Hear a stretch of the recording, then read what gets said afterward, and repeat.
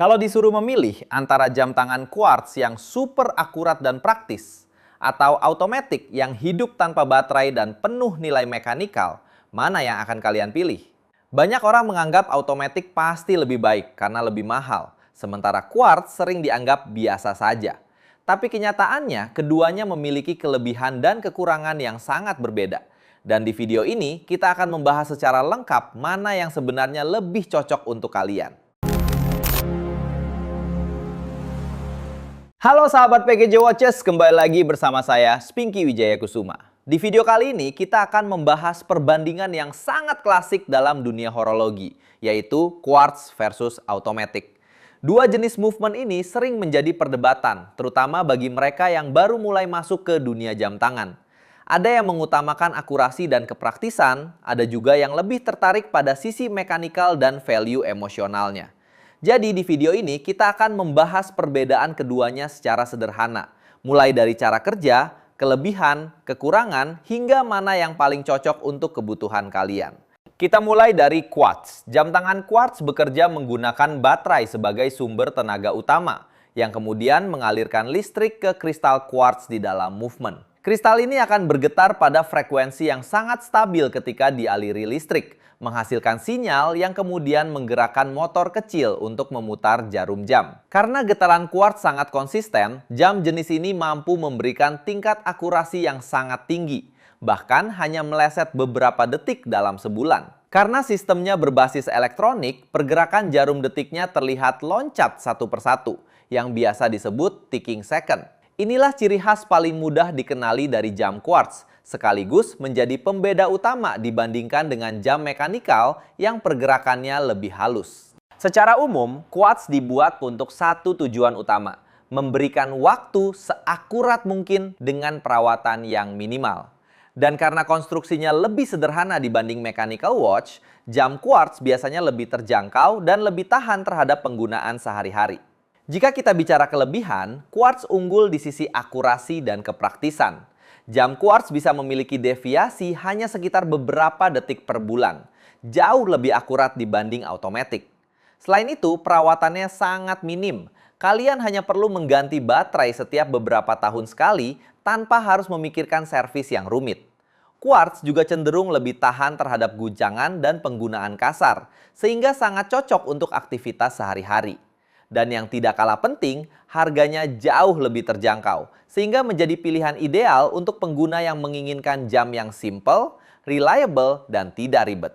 Namun di balik kepraktisannya, quartz memiliki kekurangan dari sisi emosional dan horologi. Karena menggunakan sistem elektronik, quartz tidak memiliki kompleksitas mekanikal yang biasanya dihargai oleh para kolektor. Banyak orang merasa jam quartz kurang hidup, karena tidak ada interaksi mekanis di dalamnya. Selain itu, meskipun jarang, tetap ada ketergantungan pada baterai yang harus diganti secara berkala. Secara keseluruhan, quartz lebih dilihat sebagai alat, bukan sebagai karya seni mekanikal. Di sisi lain, automatic menawarkan sesuatu yang tidak bisa diberikan oleh quartz, pengalaman yang lebih dalam secara emosional dan mekanikal. Jam ini bekerja sepenuhnya secara mekanis, tanpa baterai, hanya mengandalkan energi dari pergerakan tangan pengguna melalui rotor yang terus mengisi mainspring di dalamnya.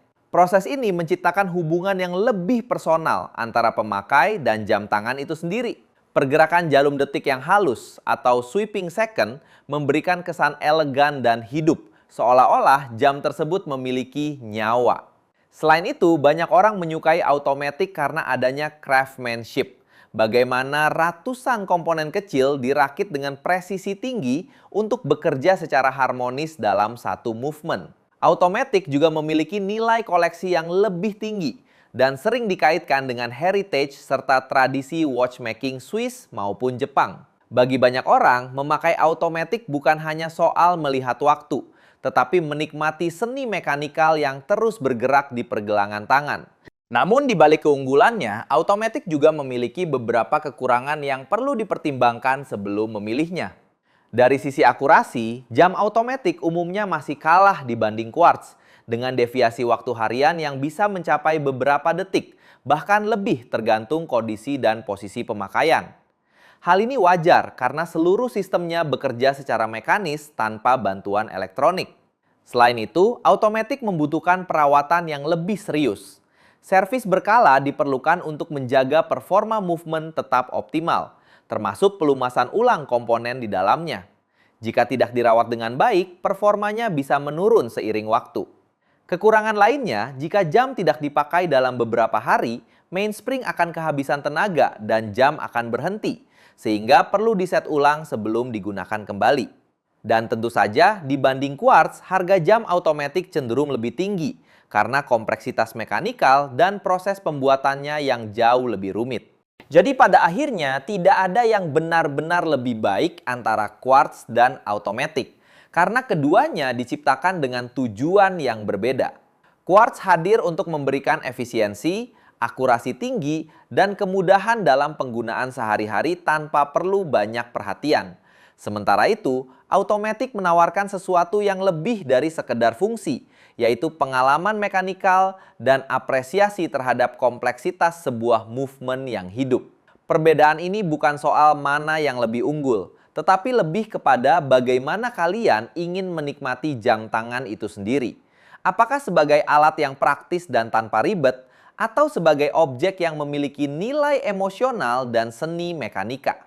Pada akhirnya, pilihan terbaik adalah jam yang paling sesuai dengan gaya hidup, kebutuhan, dan cara kalian menggunakannya setiap hari. Kalau kalian harus memilih, kalian lebih suka quartz atau automatic? Tulis di kolom komentar. Dan buat kalian yang suka konten video seputar jam tangan mewah dan menarik lainnya, jangan lupa like, subscribe, dan nyalakan notifikasinya agar kalian tidak ketinggalan konten lainnya.